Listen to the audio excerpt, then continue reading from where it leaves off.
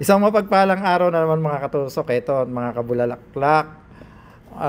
May walk-in customer kami pang baby boy at may regalo siyang pera.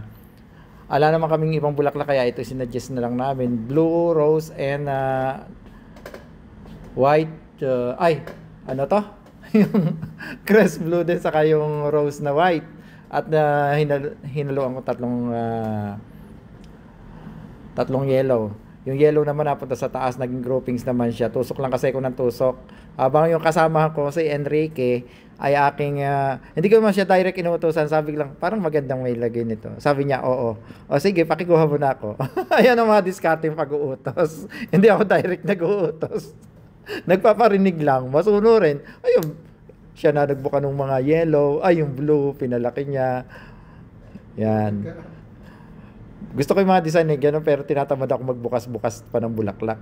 Kaya diskarte, sabi ko, parang maganda naman may ganito. Oo nga, okay, sige, gawin na niya.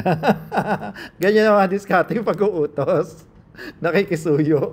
Pero hindi na nagsasalita. Ayun na nga, matatapos ko na yan. Kaso ang kinalabasan, tumpok-tumpok naman pala yung gawa ko. Naging grouping, sama-sama yung blue, sama-sama yung yellow, sama-sama yung white. Tapos nilagyan ko pala ng konting green para ma-break naman yung kulay ng white and blue. Wala kasi kami ibang klaseng bulaklak. Ang mga bulaklak dito ay puro mumurahin lang, chippy-chippy.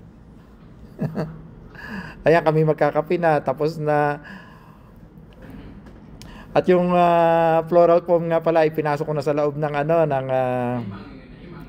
base at nilagyan ko na rin ng dahon ng masadyana para mabilis. Yun na lang ay nilagay ko, hindi na yung moss, kasi pag moss medyo matagal pa magsusuot-suot pa ako, kasi yung floral po may nilagay ko hanggang loob para hindi na naggagalaw-galaw yung base, kasi yung base round yung ginamit ko at yung tinayuan ko ng isang floral foam sa loob.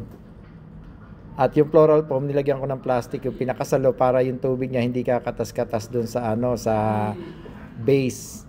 Kasi pangit naman, may mga takip ng dahon tapos nagkakatas yung tubig.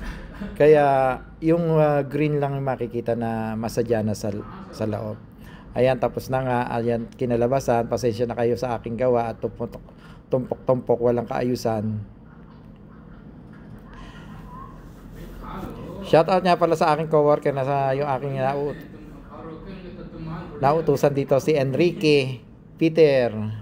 Shout out kay Ya Habibi, shout out sa aking mga followers, di ko na kayo babanggitin isa-isa at have a nice day na lang sa inyong lahat at hanggang dyan na lang po, maraming salamat.